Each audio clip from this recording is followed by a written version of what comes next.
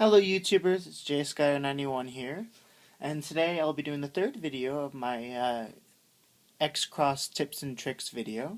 And today I want to be talking about pair preservation. So if you remember when we were talking about the cross, and the X-Cross in particular, there were four cross pieces involved, 1, 2, 3, and 4 here, and that made up your cross.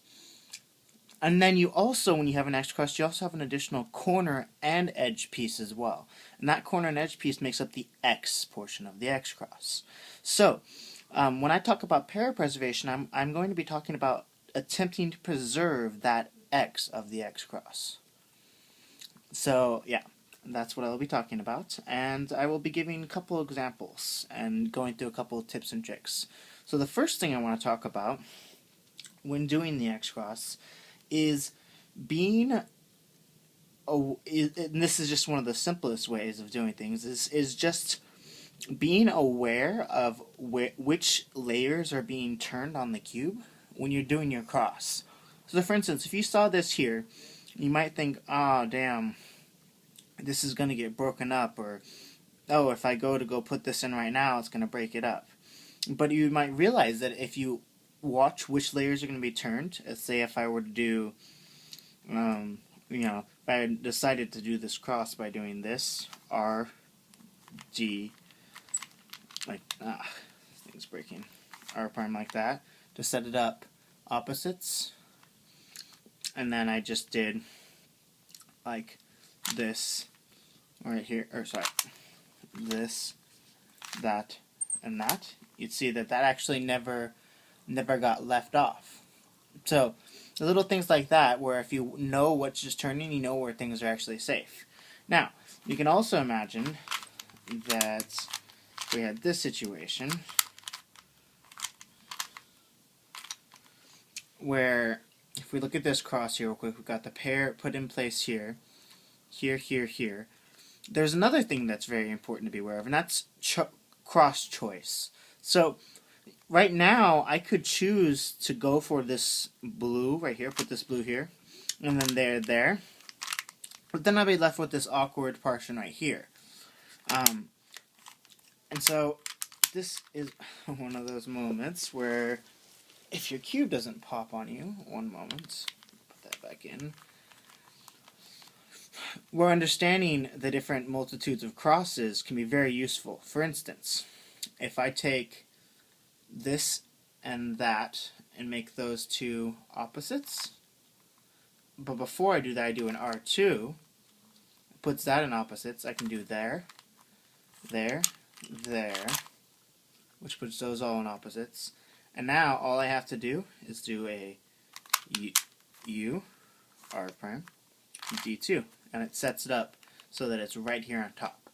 And the point here is that I was choosing crosses based on which one would leave the piece in the best place.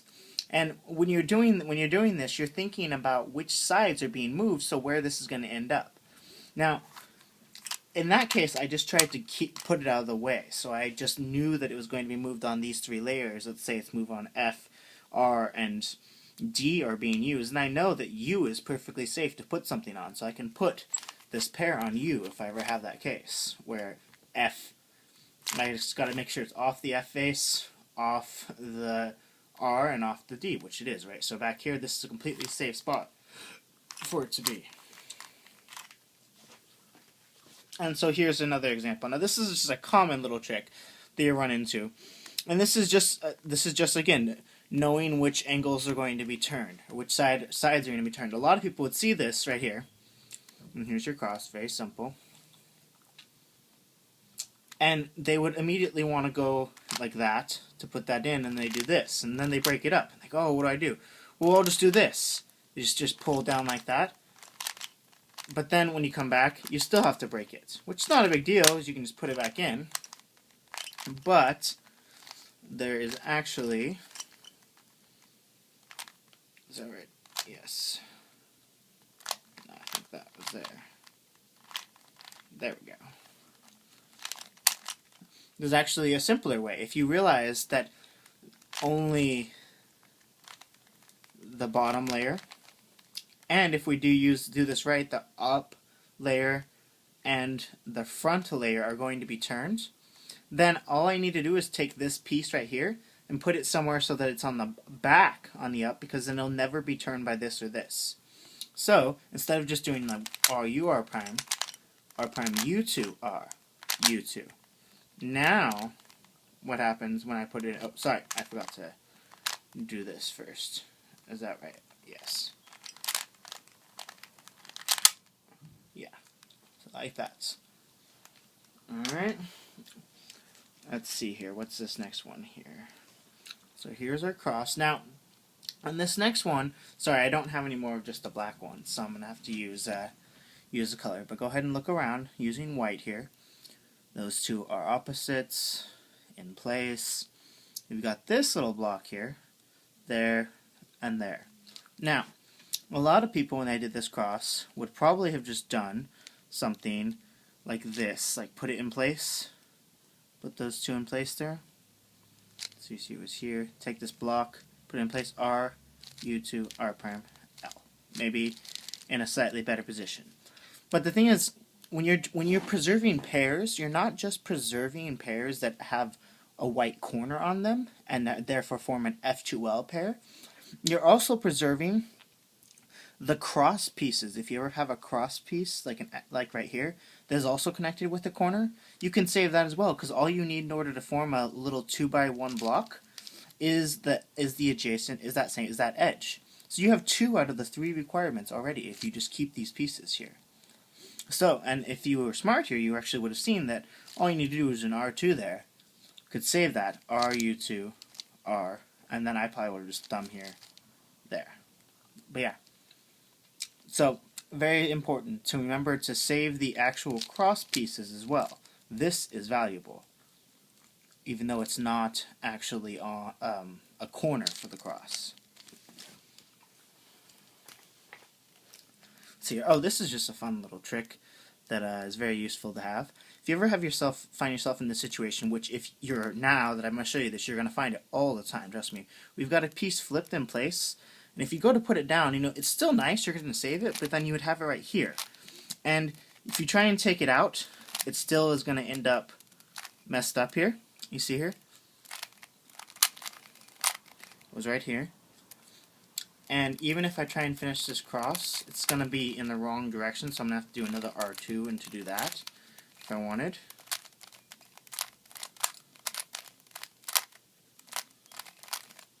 So, here's a little trick. If you ever find that there's a piece left here, by the way, these two we just solved. This is just to show you that little trick. If you ever find that you have a piece stuck in a place like this, do a hedge slammer, starting from here, right there, and then you'll find that it'll be all the more easy to solve. Oops, sorry. Where did I do that? Yes. And then there. So I just was saved right to there. So yeah. Oh, it's so funny using this old cube. For an old cube, this cube works very well. Okay. Just a couple more here. So here's another thing. Similarly, before, remember how I was showing if this thing was going to get stuck in like another slot as it did on the other one, that you might not want to do this. If you see here, this cross is really simple. Done. All you would do is here is da, possibly. Now, what I would suggest, although there is a really easy double X cross with this, but I'll show you. I'm not going to worry about that. Worry about that later. Now, if you ever find that you're in this situation where you have it and it's about to be stuck in its own slot, flipped like that, you can do this. Take it back over to here. Well, let me practice that. You need to have the edge piece for the piece in spot right here, like this. Or it needs to be at least within this layer. But you just basically take it, and if you can put in this case, you could just simply put your other piece in backwards there, or put it in D2 away. But whatever. The trick here is that if you, while you're doing, oh, sorry, that was wrong. Okay. Yeah. So you gotta do it like that, because you want it facing up. And all you have to do when you have it facing up is you can just bring this piece back around right here, this chunk, and again, if you have a corner and you have the edge piece, pair it up.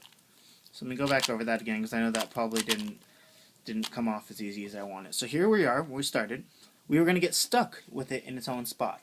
Now, if we know that we have the red edge piece or one of the either the red or the green edge piece, we can use those two to form a pair. And all we need to do that is have that red up there and this red right here form a pair.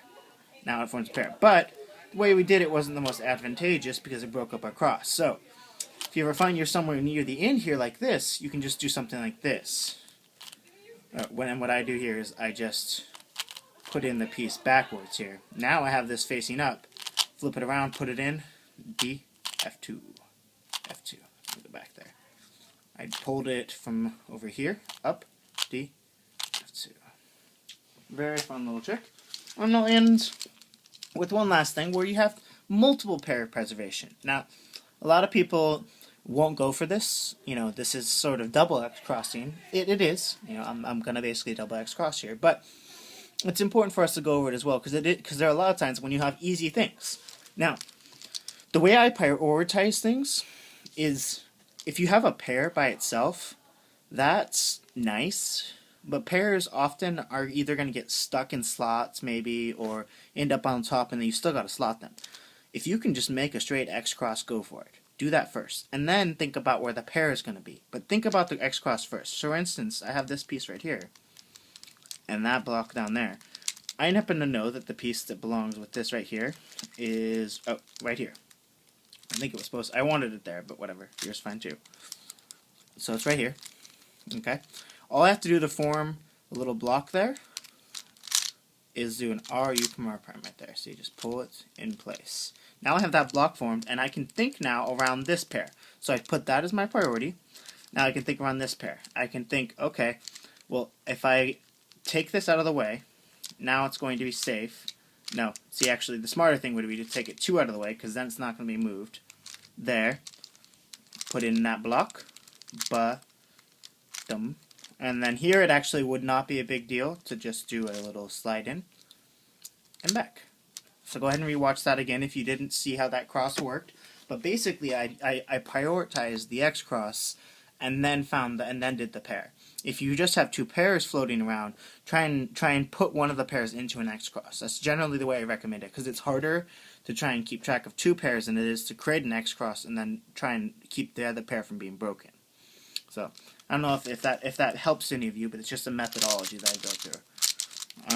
By the way, let me know, guys, if you guys want some more example solves, because I'm totally down to make them if you guys want them.